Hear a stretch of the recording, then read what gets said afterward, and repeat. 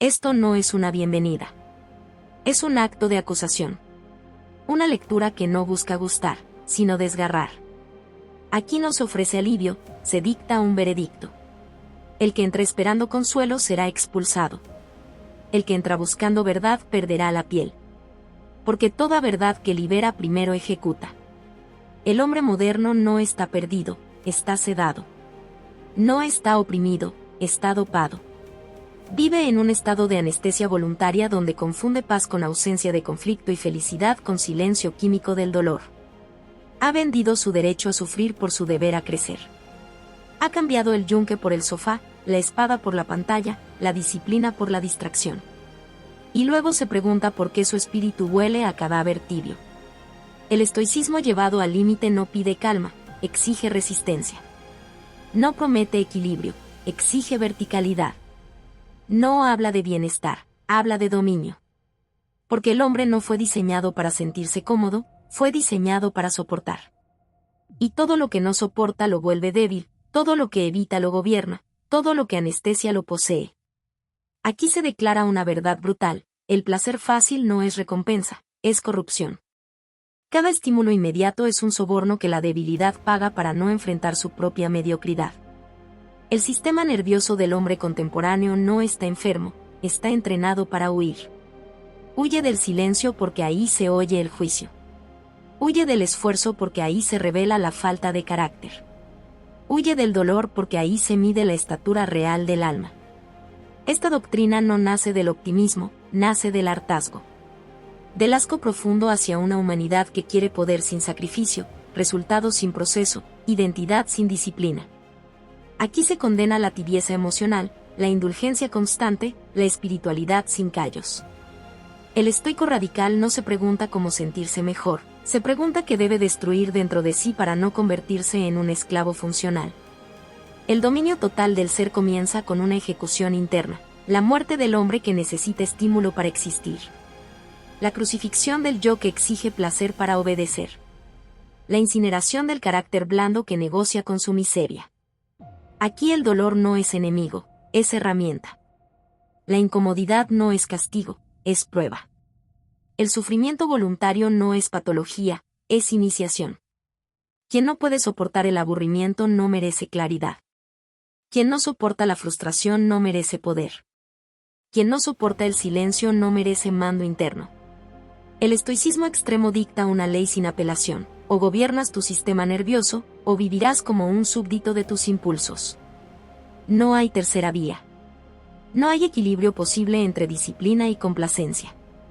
Una de las dos será ejecutada. Y siempre gana la que se practica. Este texto no pretende elevarte, pretende poner a prueba si eres digno de elevarte. Si al leerlo sientes rechazo, no es el texto, es tu debilidad defendiéndose. Si sientes incomodidad, es tu conciencia despertando a golpes. Si sientes rabia, es porque alguien acaba de señalar el altar donde sacrificas tu potencial cada día. Aquí no se habla de esperanza. Se habla de voluntad bajo asedio. Aquí no se habla de luz. Se habla de fuego purificador. Aquí no se habla de sanar. Se habla de endurecer lo que fue corrompido por el exceso de placer y la ausencia de deber. Esta introducción es la antesala del juicio. El que continúe no saldrá intacto. Pero tal vez, solo tal vez, saldrá soberano. Esto no es un texto para ser leído, es un ritual de confrontación. No entra quien busca alivio, entra quien está dispuesto a perder la comodidad como forma de vida. Aquí no hay caricias conceptuales ni promesas de redención fácil. Aquí hay sentencias, hay veredictos, hay una doctrina diseñada para incomodar hasta que algo dentro se quiebre o se endurezca. Ambas cosas sirven. La tibieza no. El hombre no está roto por el dolor, está roto por haberle declarado la guerra. Ha convertido la incomodidad en pecado y el placer en derecho adquirido. Ha confundido sensibilidad con virtud y evitación con inteligencia. El resultado es una criatura saturada de estímulos y vacía de mando interno. Un organismo que responde, pero no decide. Que siente, pero no gobierna. Que vive, pero no se pertenece. El estoicismo llevado al límite no tolera esta farsa, El que huye del dolor ha firmado su rendición anticipada. Esta doctrina comienza con una acusación brutal. No eres víctima del sistema, eres cómplice de tu propia disolución. Cada vez que anestesias el malestar en lugar de atravesarlo, refuerzas la arquitectura de tu esclavitud. Cada vez que eliges el alivio inmediato, ejecutas una parte de tu carácter. No hay tragedia externa aquí, hay una traición cotidiana, pequeña, repetida, aceptada hasta que se vuelve identidad. El alma no se destruye con grandes catástrofes, se pudre con concesiones. Con la renuncia constante al esfuerzo. Con la negociación permanente con la debilidad. Con la idea enferma de que sentirse mal es un error y no una señal. El estoico radical entiende una ley que este siglo desprecia. El dolor es información, la incomodidad es dirección, la resistencia es destino.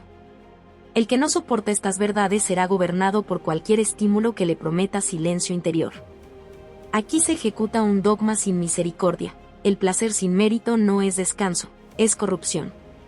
La calma sin disciplina no es paz, es decadencia. La felicidad sin sacrificio es una droga que debilita el sistema nervioso y convierte al hombre en un animal domesticado que confunde libertad con ausencia de tensión. Pero la vida real es tensión. Todo lo vivo que crece está bajo presión. Todo lo que se relaja en exceso, se pudre. Esta doctrina no busca que te sientas fuerte, busca que te vuelvas irrompible. No pretende elevar tu autoestima, pretende destruir tu necesidad de aprobación.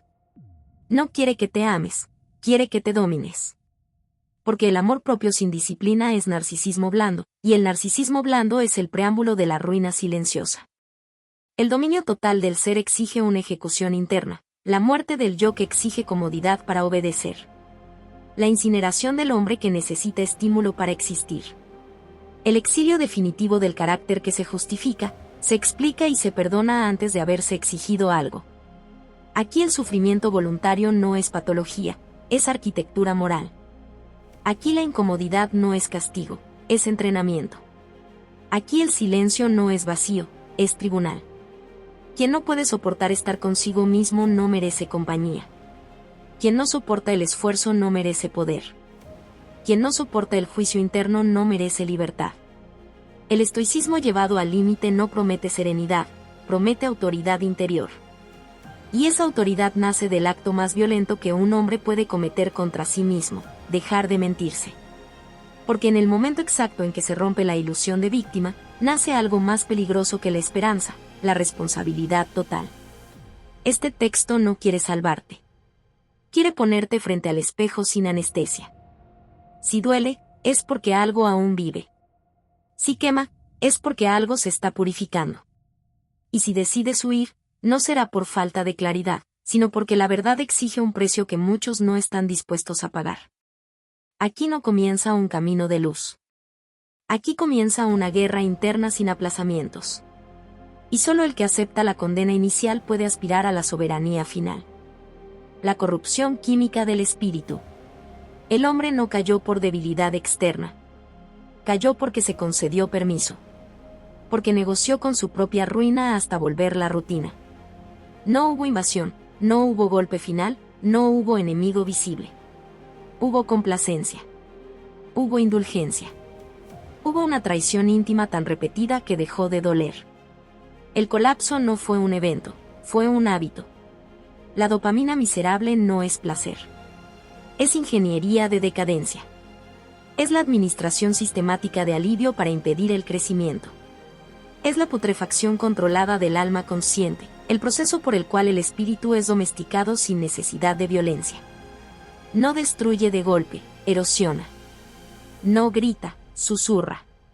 No exige rendición inmediata, ofrece descanso, y mientras el hombre descansa, lo desarma. Cada estímulo fácil es un ritual oscuro ejecutado en el altar del sistema nervioso. Una misa negra donde el sacrificio no es simbólico, es real. Se sacrifica la atención, la paciencia, la capacidad de soportar. Se degüella el carácter para comprar segundos de alivio. Comer sin hambre. Mirar sin necesidad. Excitarse sin vínculo. Distraerse sin propósito. Cada uno de estos actos parece pequeño, pero juntos forman una liturgia de autodestrucción elegante. No hay inocencia aquí, solo ignorancia voluntaria o cobardía sostenida. El placer repetido sin mérito no es descanso, es adiestramiento para la rendición. Enseña al cerebro una ley perversa, que cualquier tensión debe ser eliminada, que cualquier incomodidad es un error, que cualquier vacío debe ser llenado de inmediato. Así se mutila la capacidad de espera. Así se ejecuta la disciplina. Así se fabrica un hombre incapaz de sostener una promesa cuando duele cumplirla. La dopamina miserable no crea placer, crea dependencia del alivio. Y un hombre dependiente del alivio es un hombre gobernable. Gobernable por impulsos, por estímulos, por cualquier cosa que prometa silencio interior. El estoico llevado al límite entiende esta verdad sin adornos. El que no puede soportar el malestar no puede mandar ni siquiera sobre sí mismo. Quien huye del dolor se vuelve súbdito de su sistema nervioso. Aquí ocurre la perversión central. El dolor, que es el cincel de la grandeza, es declarado enemigo. El placer, que debería ser consecuencia tardía del deber cumplido, es convertido en derecho inmediato. El resultado es un espíritu atrofiado, incapaz de tolerar la fricción necesaria para forjarse. El hombre quiere poder sin peso, identidad sin sacrificio, sentido sin atravesar el abismo. Quiere la cima sin la pendiente. Y por eso se queda abajo, consumiendo alivio mientras su potencial se descompone. El estoicismo extremo pronuncia una ley que suena cruel porque es verdadera. El dolor elegido forja, el placer buscado corrompe. El dolor elegido construye estructura interna, ordena la jerarquía del alma, enseña a la voluntad a permanecer firme cuando el cuerpo suplica huir. El placer buscado, en cambio, disuelve la jerarquía, coloca al impulso como soberano y convierte a la razón en sirviente. No hay equilibrio posible entre ambos. Uno gobierna o es ejecutado. La corrupción química del espíritu convierte al hombre en un campo abierto. Ya no hay murallas internas. Cualquier estímulo entra. Cualquier deseo toma el mando. Cualquier distracción ocupa el trono. El hombre cree que es libre porque puede elegir entre 1000 placeres, pero no nota que no puede elegir soportar ninguno. Y sin la capacidad de soportar, no hay libertad. Hay reacción. Aquí comienza la condena. Quien anestesia su conciencia para no sentir, renuncia al derecho de gobernarse. Y todo lo que no se gobierna se convierte en territorio ocupado. El hombre ya no vive desde la voluntad, vive desde el reflejo. No actúa, responde. No decide, reacciona. No construye, consume. Su espíritu ya no es una fortaleza, es un pasillo por donde circulan impulsos ajenos a cualquier propósito elevado.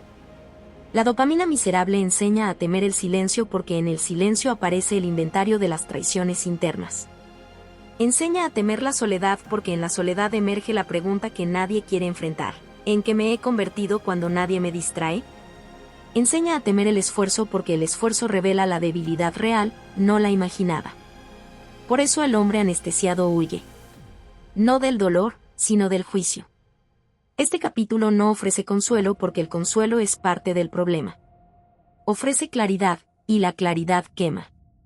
Porque ver la corrupción química del espíritu implica aceptar que gran parte del sufrimiento moderno no proviene de la escasez, sino del exceso, no de la opresión, sino de la indulgencia, no de la falta de opciones, sino de la incapacidad de decir no.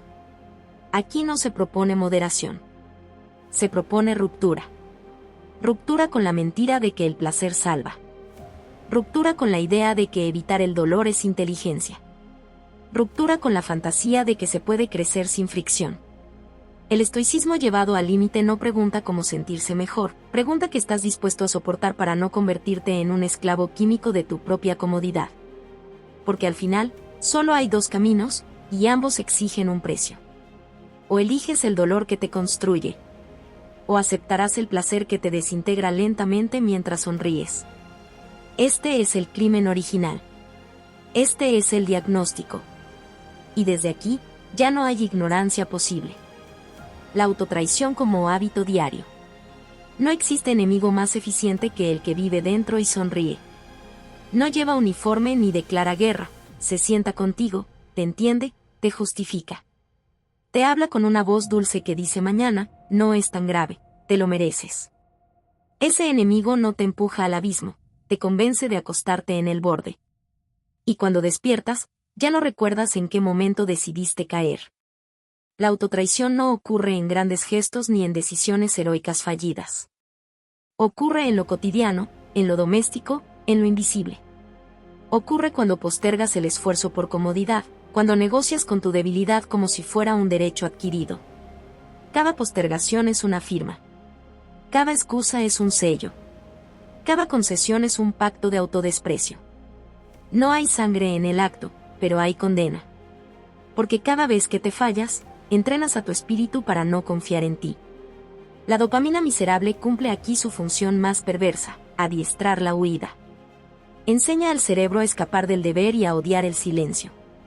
El silencio, ese espacio donde se escucha el inventario de las promesas rotas, se vuelve insoportable. El deber, ese peso que estructura la dignidad, se vuelve amenaza. El hombre comienza a moverse no por principios, sino por reflejos. No por convicción, sino por alivio. Y así, sin darse cuenta, cambia el mando por la reacción. El resultado no es placer. Es descomposición del carácter. El carácter no se rompe con un golpe, se disuelve con tibieza. Se ablanda con indulgencia. Se erosiona con la repetición de lo fácil. Cada vez que eliges no soportar lo que debes, amputas una porción de tu capacidad de sostenerte. Y llega un día en que el cuerpo obedece, pero el espíritu ya no manda. Ese día, la dignidad se vuelve un recuerdo lejano, una palabra sin peso, una nostalgia sin fuerza. El estoico radical no pregunta qué desea. Pregunta qué debe soportar. Porque entiende que el deseo es volátil, corruptible, fácilmente secuestrado por el estímulo. El deber, en cambio, es una línea dura trazada contra la marea. El hombre moderno invierte esta jerarquía y luego se sorprende de su ruina. Pregunta qué quiere sentir, no qué debe hacer. Pregunta cómo evitar el dolor, no cómo atravesarlo. Y así se rompe. No por falta de información, sino por exceso de indulgencia. La autotraición se convierte en hábito cuando la conciencia deja de acusar y empieza a justificar. Cuando la vergüenza es reemplazada por explicaciones elegantes. Cuando el fracaso ya no duele, sino que se racionaliza. En ese punto, la caída ya ocurrió. El hombre sigue funcionando, pero su centro está vacío. Cumple, pero no cree. Avanza, pero no se respeta. Vive, pero no se pertenece. Cada negociación con la debilidad es una derrota estratégica. Porque la debilidad no se calma con concesiones, se fortalece. Aprende que puede pedir más, que puede mandar, que puede posponer indefinidamente el deber. Y cuando la debilidad manda, la voluntad se convierte en sirviente. El estoicismo llevado al límite no tolera esta inversión. Quien sirve a sus impulsos abdica de su soberanía interior. La traición no necesita dramatismo. No necesita traumas ni villanos externos. Necesita repetición. Necesita comodidad. Necesita la mentira suave de que nadie se dará cuenta. Pero el que siempre se da cuenta es él mismo, el que se traiciona. Y esa conciencia, aunque anestesiada, registra cada abandono. Registra cada promesa incumplida.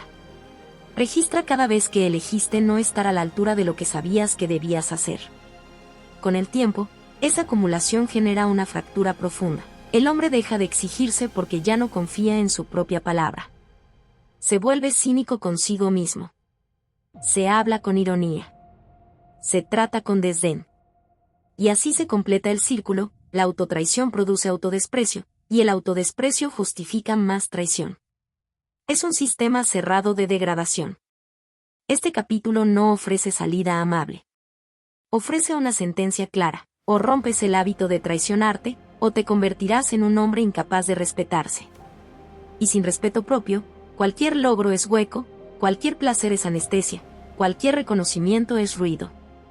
El estoico extremo no busca sentirse bien consigo mismo, busca ser digno de sí mismo. Y la dignidad no nace de lo que se siente, sino de lo que se soporta sin negociar. Aquí se dicta una ley final, brutal y sin consuelo.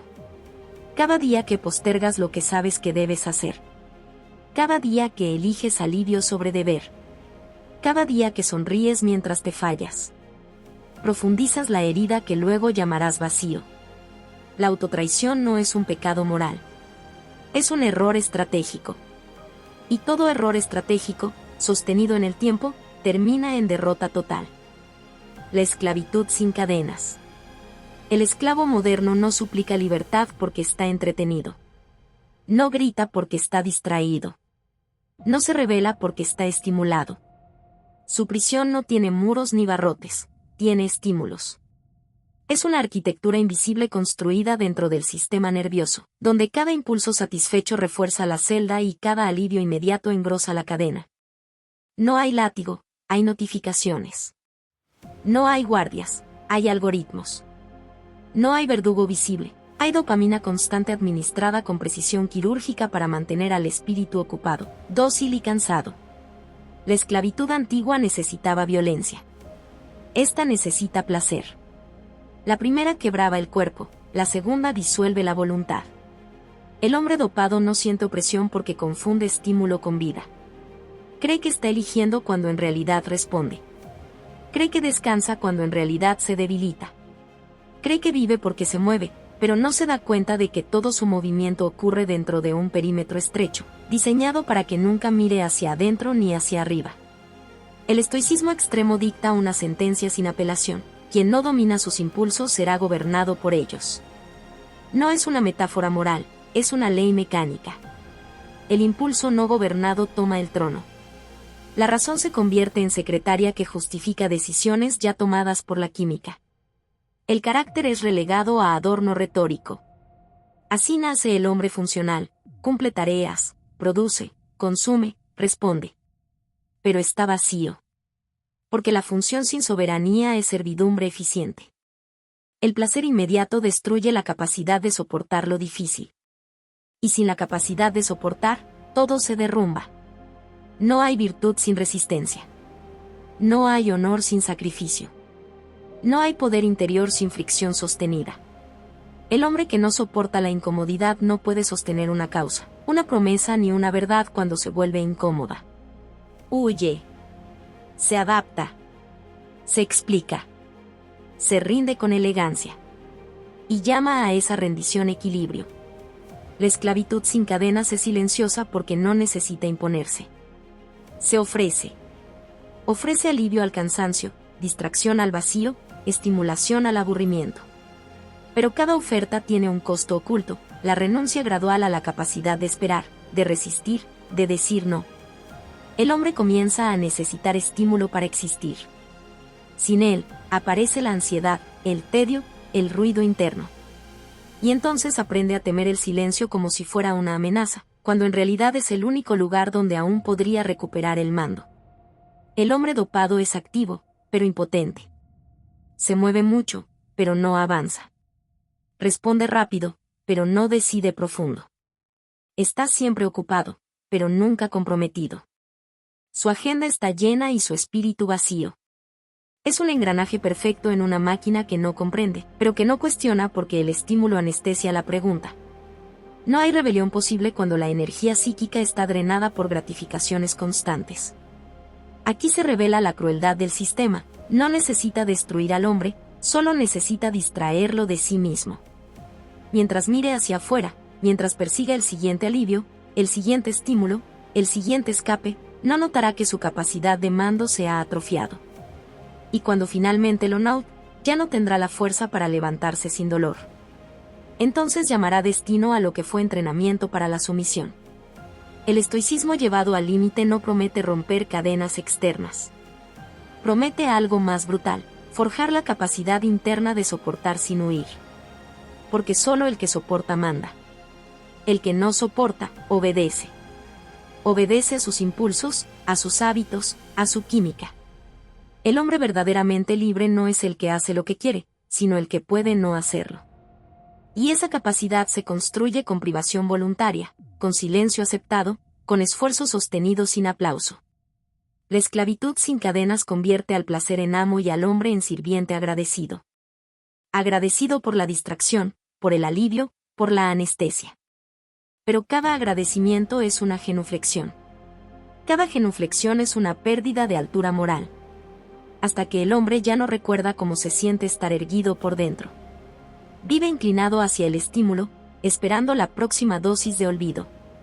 El hombre dopado está vivo, pero no es soberano. Respira, pero no gobierna. Desea, pero no elige. Se mueve, pero no dirige. Y esa es la forma más eficiente de esclavitud, la que no necesita vigilancia porque el prisionero se administra solo. Se despierta buscando estímulo. Pasa el día respondiendo. Se duerme exhausto sin haber resistido nada que valiera la pena. Este capítulo no llama a la esperanza. Llama a la vergüenza lúcida.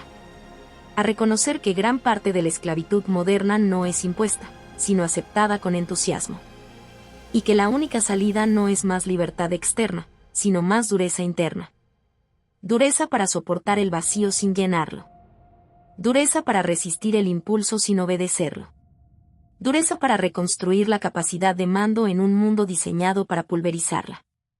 Porque al final, la verdad es simple y devastadora. El que no puede soportar lo difícil será gobernado por lo fácil. ¿Y quien es gobernado por lo fácil? Jamás será libre, aunque no lleve cadenas visibles. La muerte del carácter. El carácter no muere en un colapso. No hay explosión, no hay tragedia visible, no hay un día marcado en el calendario. Muere gota a gota, por concesiones microscópicas que parecen inofensivas. Muere cuando el hombre aprende a ceder sin sentir vergüenza. Muere cuando la renuncia al sacrificio se vuelve costumbre y la comodidad adquiere estatus de derecho. Cada concesión es una puñalada silenciosa a la arquitectura moral, tan discreta que no sangra, pero tan constante que no deja nada en pie. El carácter no es una emoción, es una estructura. Y toda estructura que no soporta peso termina colapsando. La dopamina miserable introduce una grieta letal, convierte el largo plazo en tortura y el presente en droga. El futuro, que exige paciencia y disciplina, se vuelve insoportable. El ahora, que ofrece alivio inmediato, se vuelve adicción. Así, el hombre deja de construir y empieza a consumirse. Cambia el proyecto por el estímulo. Cambia el deber por el alivio. Cambia la verticalidad por la anestesia. Cada vez que elige lo fácil, el carácter pierde densidad. Cada vez que evita el esfuerzo, la voluntad pierde músculo. Cada vez que huye del malestar, la identidad pierde forma. El hombre sigue teniendo valores en el discurso, pero ya no en la sangre. Habla de disciplina, pero no la práctica. Habla de propósito, pero no lo sostiene. Habla de fortaleza, pero no tolera la fricción mínima que la crea. Así nace el cadáver funcional, alguien que se mueve, pero no se mantiene en pie por dentro. El estoico radical comprende una verdad que no admite negociación. La incomodidad es la prueba de la verdad. Donde hay resistencia, hay materia que puede ser trabajada. Donde hay fricción, hay crecimiento posible. El dolor no es un error del sistema, es el cincel que revela la forma real del espíritu. Si duele, probablemente es necesario. Si alivia demasiado rápido, probablemente es veneno. Esta ley no es moral, es estructural. Todo lo que se fortalece lo hace bajo presión. Todo lo que se relaja en exceso, se descompone. La dopamina miserable enseña a odiar esa presión. Enseña a percibirla como amenaza, como injusticia, como algo que debe ser eliminado. Y así el hombre aprende a huir justo del lugar donde su carácter podría nacer. Cada huida deja un vacío. Cada vacío es rellenado con más estímulo. Cada estímulo debilita aún más la capacidad de soportar. Es un círculo cerrado de autodestrucción elegante, donde el hombre cree que se está cuidando cuando en realidad se está desarmando. El carácter muere cuando el hombre deja de respetar el peso de sus propias decisiones. Cuando todo se vuelve negociable. Cuando ninguna promesa es definitiva. Cuando el sacrificio se pospone indefinidamente. En ese punto, la palabra pierde valor, porque ya no está respaldada por la capacidad de soportar consecuencias. Y sin palabra firme, no hay honor. Sin honor, no hay poder interior. Solo hay apariencia. Aquí se dicta una condena que no busca ser amable. El hombre que no soporta el malestar no merece el poder que dice buscar. Porque el poder no es privilegio, es carga. Exige resistencia. Exige renuncia. Exige la capacidad de permanecer firme cuando el cuerpo y la mente suplican alivio. El que no puede soportar la incomodidad mínima jamás sostendrá la responsabilidad máxima. Pedirá autoridad, pero huirá de su peso. Pedirá control, pero no resistirá su costo. La muerte del carácter no se anuncia, se normaliza. Se llama equilibrio. Se llama autocuidado. Se llama adaptación. Se reviste de lenguaje suave para ocultar su esencia. Abandono progresivo de la exigencia interna. El hombre se vuelve indulgente consigo mismo y cruel con la realidad cuando no se ajusta a su comodidad. Exige que el mundo se adapte a su fragilidad, en lugar de endurecerse para enfrentar el mundo. Y así, sin darse cuenta, se vuelve irrelevante. El estoicismo llevado al límite no ofrece consuelo ante esta muerte. Ofrece una última oportunidad, volver a tolerar el peso. Volver a elegir lo difícil. Volver a exponerse a la fricción sin huir. Volver a sangrar internamente para reconstruir la estructura. No hay resurrección sin dolor, no hay carácter sin sacrificio, no hay dominio sin resistencia sostenida. Este capítulo no pide esperanza, exige responsabilidad brutal. Porque el carácter no se recupera con discursos, se reconstruye con actos que duelen. Actos repetidos. Actos silenciosos. Actos que nadie aplaude. Y si el hombre no está dispuesto a ese precio, entonces debe aceptar la verdad final sin queja. No ha perdido su carácter por mala suerte, lo ha entregado en cuotas. La muerte del carácter no es una tragedia repentina. Es una elección diaria disfrazada de alivio. La purga interna. No hay redención sin violencia interior. No existe transformación sin demolición previa. El dominio total del ser no comienza con aceptación ni con palabras amables, comienza con una masacre interna, con la erradicación deliberada de todo aquello que debilitó la voluntad bajo la apariencia de alivio. La purga no es simbólica, es fisiológica, mental y moral.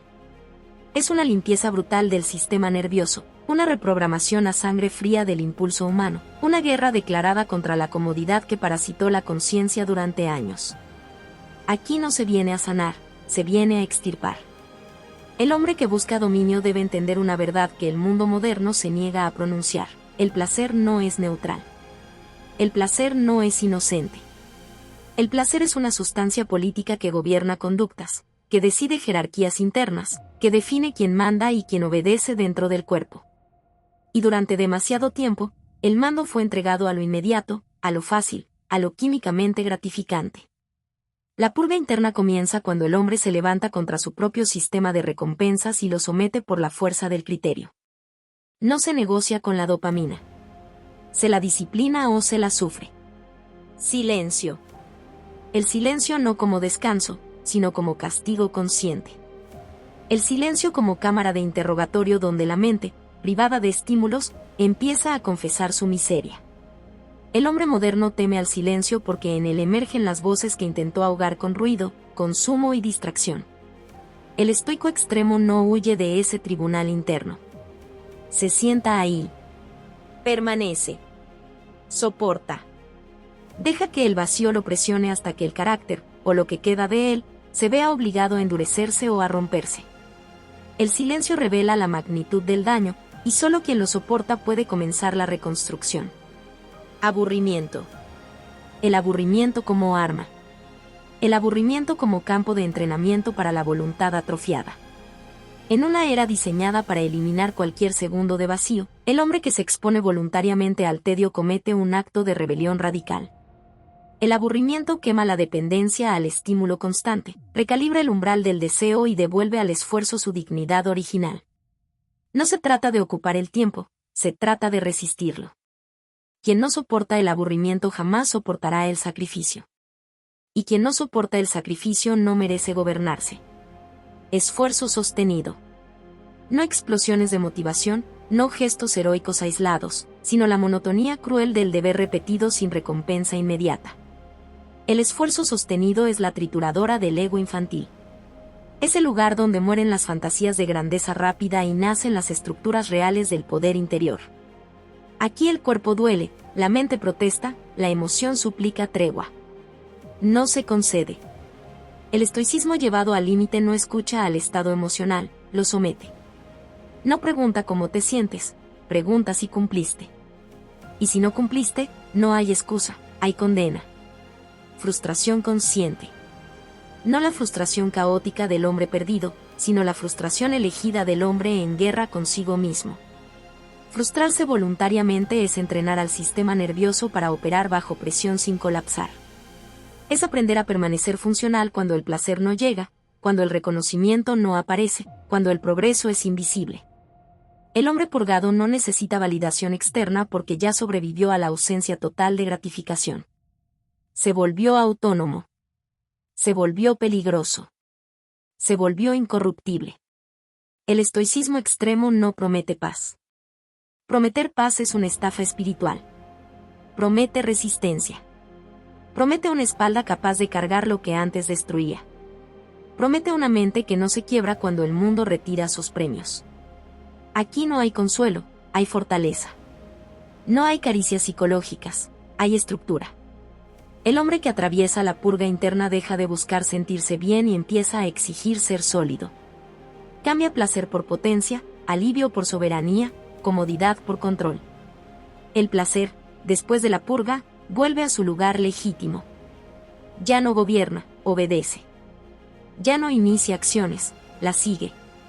Se convierte en una consecuencia tardía del deber cumplido, no en la anestesia del fracaso. El placer deja de ser una droga diaria y se transforma en un eco distante del esfuerzo verdadero. Y en ese cambio de jerarquía, el alma deja de pudrirse y comienza a consolidarse como una estructura invulnerable. La purga interna no embellece. Deforma. Endurece. Aísla. El hombre que la atraviesa ya no encaja en una sociedad construida para sedar, distraer y domesticar. Se vuelve incómodo, silencioso, denso. No necesita explicarse. No necesita ser comprendido. Camina con la certeza brutal de quien se ha ejecutado internamente y ha sobrevivido. Y esa supervivencia no es alegría. Es dominio. Aquí termina el engaño de la redención fácil. Aquí comienza la arquitectura del ser soberano. Quien no esté dispuesto a destruir lo que fue, que no pronuncie jamás la palabra poder. Quien no acepte la violencia interior como precio, seguirá siendo un cuerpo habitado por impulsos ajenos. La purga es el umbral. Después de ella, ya no hay retorno a la ignorancia cómoda. Solo queda avanzar, cargando el peso de una conciencia despierta, sin anestesia, sin excusas, sin refugio.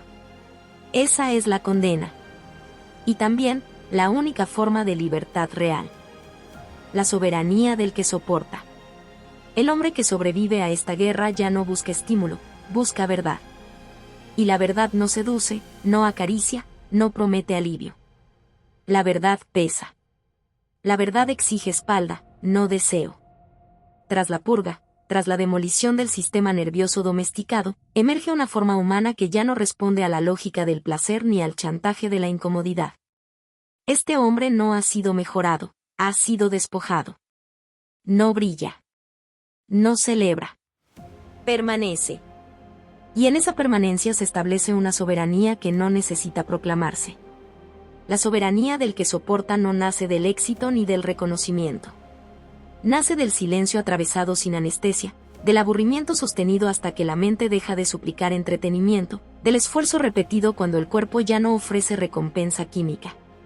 Es una soberanía sin aplausos, sin épica, sin testigos.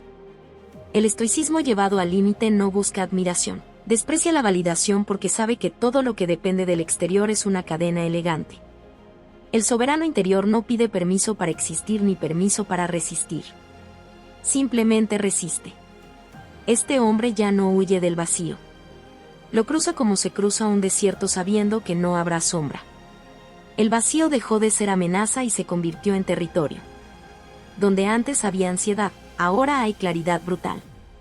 Donde antes había urgencia por sentir algo, ahora hay control frío. El vacío ya no grita porque no hay oídos adictos que lo escuchen.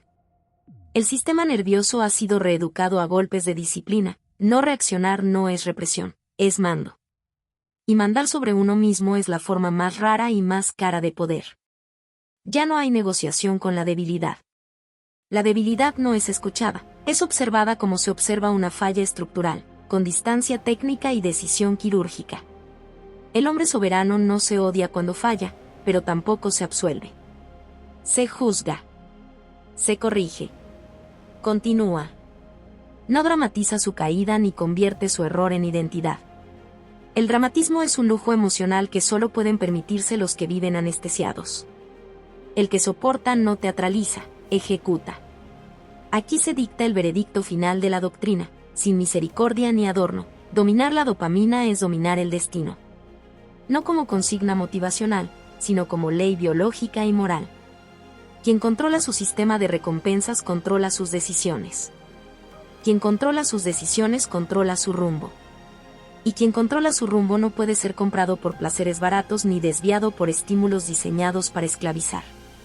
La dopamina deja de ser amo y se convierte en herramienta. Ya no ordena, responde.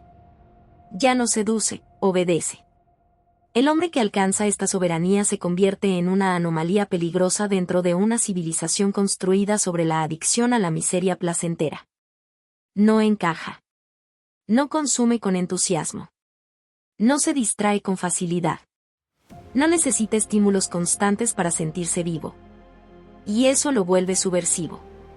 No porque ataque el sistema, sino porque no depende de él. La independencia real siempre es vista como amenaza por una cultura que solo sabe gobernar mediante la gratificación. Este hombre no es feliz. La felicidad es un concepto frágil, volátil, químicamente manipulable. No la persigue. La considera irrelevante. En su lugar habita algo más denso, más estable, más insoportable para el mundo moderno: libertad. No la libertad infantil de hacer lo que se desea, sino la libertad adulta de no ser arrastrado por lo que se desea. Libertad como capacidad de elegir el deber incluso cuando el cuerpo protesta y la mente suplica rendición. Esa libertad no es ligera. Pesa. Duele. Aísla. Está construida sobre dolor voluntario y disciplina innegociable. Cada día es una reafirmación silenciosa de ese pacto interno: no ceder, no anestesiar, no huir. No porque sea noble, sino porque es necesario. El hombre soberano no se considera superior, se considera responsable. Y esa responsabilidad lo separa para siempre de la multitud que confunde placer con vida. Este es el acto más radical de rebelión que un hombre puede cometer: negarse a ser domesticado por su propia química. Negarse a vivir dopado. Negarse a convertir su conciencia en un parque de diversiones para estímulos ajenos. Elegir el dolor que construye por encima del placer que disuelve. Permanecer cuando todo en el entorno invita a escapar. Soportar cuando la cultura exige alivio inmediato. Aquí no hay final feliz. Hay cierre. La doctrina no promete salvación, promete soberanía. No ofrece consuelo, ofrece estructura. No libera del sufrimiento, lo vuelve significativo. El hombre que llega hasta aquí ya no necesita esperanza. Tiene mando. Y ese mando, forjado en la guerra contra sí mismo, no puede ser arrebatado por ningún sistema, ninguna tendencia, ninguna droga emocional. Este es el punto sin retorno. El hombre que soporta ya no pertenece al rebaño ni al mercado de estímulos. Camina con una libertad áspera, silenciosa, incomprensible para quienes aún confunden sentirse bien con estar vivos. No sonríe más. No se queja menos. Simplemente gobierna. Y ese gobierno interior, cruel y exacto, es la única forma de dignidad que sobrevive cuando todo lo demás ha sido corrompido. El hombre moderno no está perdido por ignorancia, está condenado por comodidad. No cayó de rodillas ante un tirano externo, se arrodilló voluntariamente ante su propio sistema de recompensas. Cambió soberanía por alivio, carácter por estímulo, destino por entretenimiento. Y lo hizo sin violencia visible, sin cadenas, sin gritos. Lo hizo sonriendo. Esa es la perversión final, la esclavitud que se vive como elección. El estoicismo llevado al límite no ofrece esperanza porque la esperanza es una muleta para voluntades frágiles. Ofrece una sentencia: gobiernas o eres gobernado. No hay tercera vía. Cada vez que el hombre elige lo fácil sabiendo que lo difícil lo haría más fuerte, ejecuta una traición silenciosa contra sí mismo. No hay drama en esa traición, hay rutina. Se repite a diario hasta que el alma ya no recuerda cómo se siente resistir. Y cuando la resistencia desaparece, también desaparece la dignidad. El lenguaje del mundo moderno está diseñado para absolver. Todo es trauma, todo es contexto, todo es excusa. El estoico extremo rechaza esa absolución colectiva.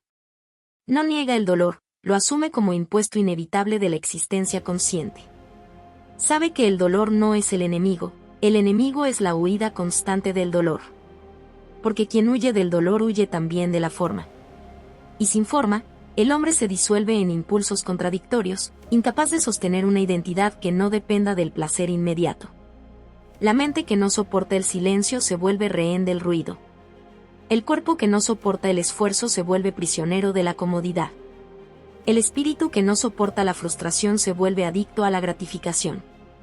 Y la adicción, por más elegante que se disfrace, siempre termina en obediencia. El hombre dopado no decide, reacciona. No elige, responde a estímulos. No vive, es vivido por una química que no controla. El estoico radical entiende una verdad que quema: nadie viene a salvarte de ti mismo. No hay redención externa, no hay método mágico, no hay palabra correcta que sustituya la disciplina diaria. El carácter no se construye con intenciones, se forja con actos repetidos bajo condiciones adversas. Y cada acto de resistencia es una declaración de guerra contra la versión débil que suplica alivio. Esa guerra no se gana, se sostiene. Y sostenerla ya es una forma de victoria. La mayoría no quiere ser libre, quiere sentirse bien. Y sentirse bien es barato, accesible, químicamente inducible. La libertad no. La libertad exige pagar el precio completo, sin descuentos emocionales. Exige aceptar que habrá días sin recompensa, sin claridad, sin consuelo. Exige soportar la duda sin anestesia, la soledad sin distracción, el fracaso sin narrativa heroica. Por eso la libertad es rara. Por eso incomoda. Por eso el hombre verdaderamente libre es visto como extraño, frío o peligroso. El dominio del ser no se anuncia, se evidencia en la conducta. En la capacidad de actuar cuando no hay ganas. En la negativa a rendirse cuando el cuerpo pide tregua.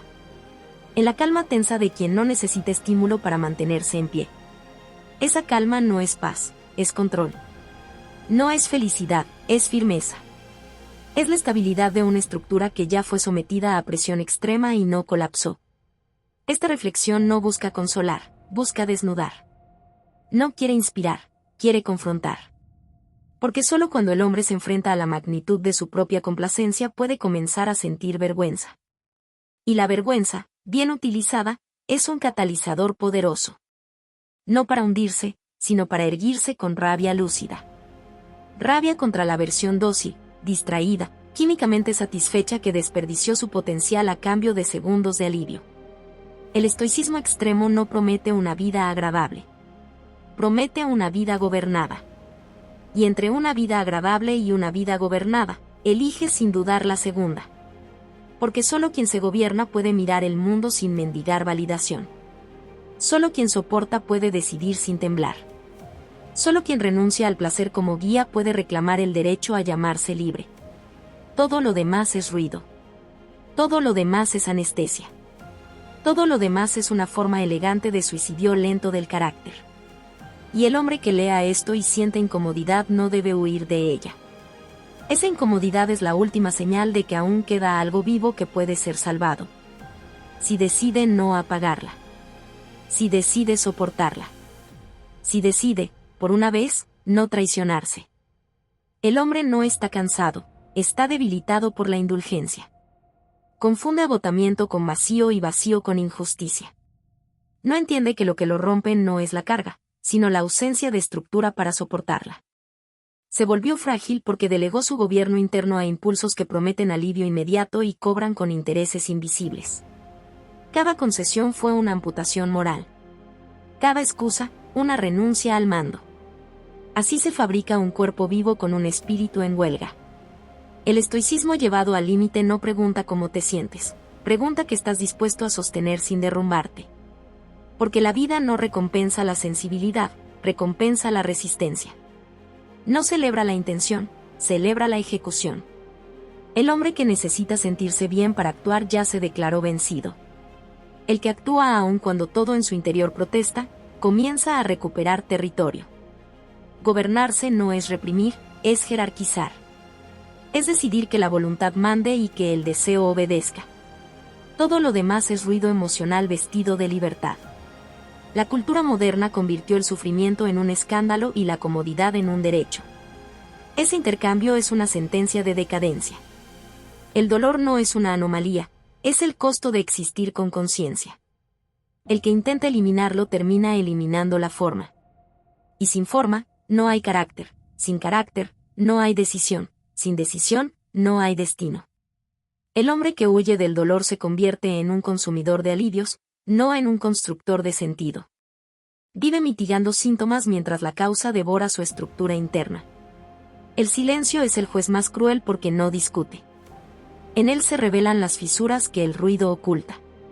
El estoico radical no llena el silencio, lo atraviesa hasta que el miedo se agota y queda la verdad desnuda. La mayoría de las urgencias eran caprichos, la mayoría de los colapsos, dramatizaciones.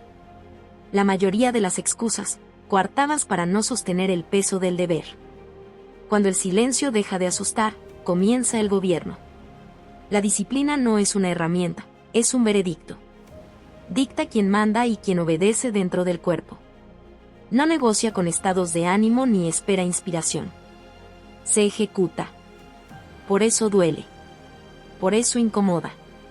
Por eso libera. La disciplina convierte el tiempo en aliado y la repetición en arma.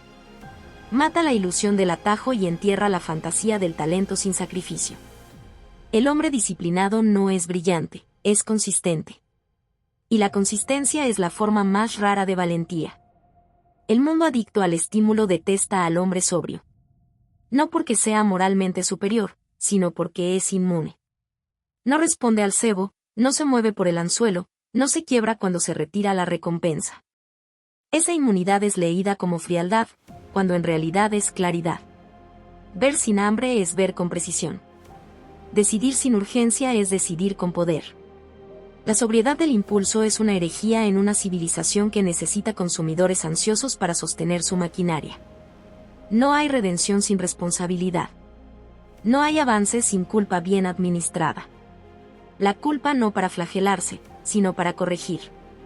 El hombre que se absuelve antes de corregirse se estanca, el que se condena para ajustarse progresa. La misericordia prematura es otra forma de sabotaje.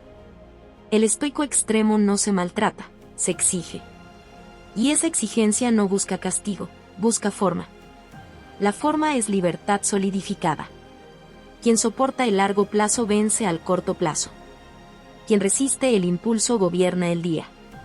Quien gobierna el día empieza a gobernar la vida. No hay milagro, hay acumulación. No hay epifanía, hay hábito.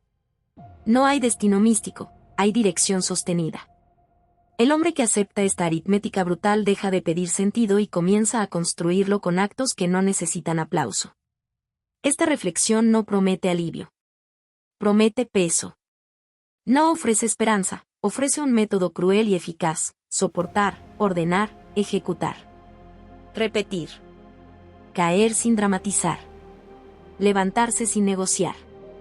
Callar cuando el impulso exige ruido. Permanecer cuando el cuerpo pide huida. Esa es la ética del que no se vende barato. Esa es la dignidad del que no necesita sentirse bien para estar en pie.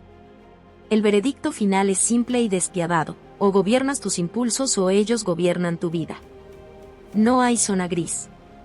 No hay excusas eternas. No hay salvadores. Hay disciplina o hay servidumbre. Elige. Y una vez elegido, no mires atrás. Porque el hombre que decide soportar deja de ser una promesa y se convierte, por fin, en una estructura que no colapsa cuando el mundo retira sus anestesias. El hombre no está cansado, está debilitado por la indulgencia. Confunde agotamiento con vacío y vacío con injusticia. No entiende que lo que lo rompe no es la carga, sino la ausencia de estructura para soportarla. Se volvió frágil porque delegó su gobierno interno a impulsos que prometen alivio inmediato y cobran con intereses invisibles. Cada concesión fue una amputación moral. Cada excusa, una renuncia al mando. Así se fabrica un cuerpo vivo con un espíritu en huelga. El estoicismo llevado al límite no pregunta cómo te sientes, pregunta qué estás dispuesto a sostener sin derrumbarte. Porque la vida no recompensa la sensibilidad, recompensa la resistencia. No celebra la intención, celebra la ejecución. El hombre que necesita sentirse bien para actuar ya se declaró vencido. El que actúa aun cuando todo en su interior protesta, comienza a recuperar territorio. Gobernarse no es reprimir, es jerarquizar. Es decidir que la voluntad mande y que el deseo obedezca. Todo lo demás es ruido emocional vestido de libertad. La cultura moderna convirtió el sufrimiento en un escándalo y la comodidad en un derecho. Ese intercambio es una sentencia de decadencia. El dolor no es una anomalía, es el costo de existir con conciencia. El que intenta eliminarlo termina eliminando la forma. Y sin forma, no hay carácter. Sin carácter, no hay decisión. Sin decisión, no hay destino. El hombre que huye del dolor se convierte en un consumidor de alivios, no en un constructor de sentido. Vive mitigando síntomas mientras la causa devora su estructura interna. El silencio es el juez más cruel porque no discute. En él se revelan las fisuras que el ruido oculta.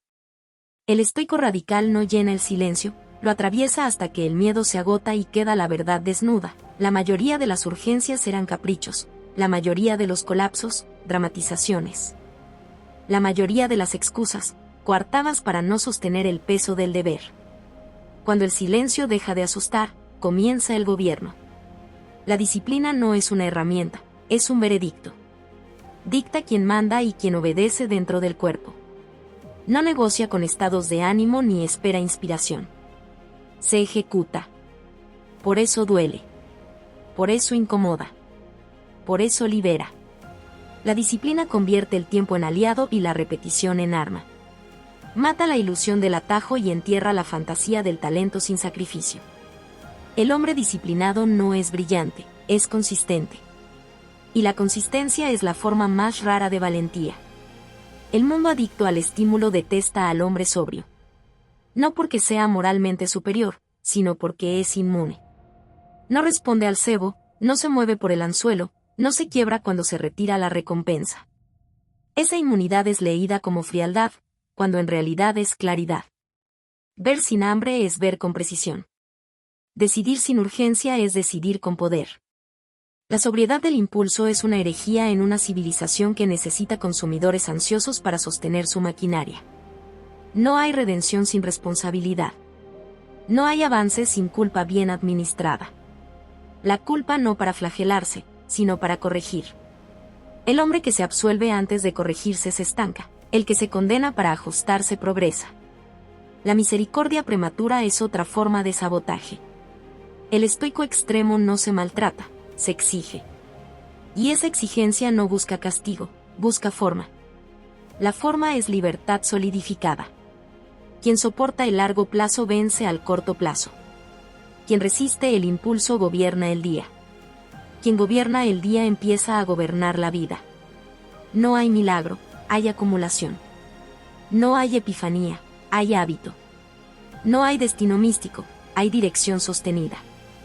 El hombre que acepta esta aritmética brutal deja de pedir sentido y comienza a construirlo con actos que no necesitan aplauso. Esta reflexión no promete alivio. Promete peso. No ofrece esperanza, ofrece un método cruel y eficaz: soportar, ordenar, ejecutar. Repetir. Caer sin dramatizar. Levantarse sin negociar. Callar cuando el impulso exige ruido. Permanecer cuando el cuerpo pide huida. Esa es la ética del que no se vende barato. Esa es la dignidad del que no necesita sentirse bien para estar en pie. El veredicto final es simple y despiadado: o gobiernas tus impulsos o ellos gobiernan tu vida. No hay zona gris. No hay excusas eternas. No hay salvadores. Hay disciplina o hay servidumbre. Elige. Y una vez elegido, no mires atrás. Porque el hombre que decide soportar deja de ser una promesa y se convierte, por fin, en una estructura que no colapsa cuando el mundo retira sus anestesias. Hola a todos. Si te ha gustado esta historia, por favor compártela y déjame un comentario. Cuéntame qué parte te atrapó más o qué emociones despertó en ti. No olvides suscribirte al canal, activar la campanita y darle me gusta. Tu apoyo nos ayuda a seguir creando contenido emocionante y lleno de emociones. ¿Qué otros temas de historias te gustarían ver en el canal? Tus ideas podrían inspirar nuestra próxima trama con giros inesperados. Gracias por acompañarnos, nos vemos en el próximo video.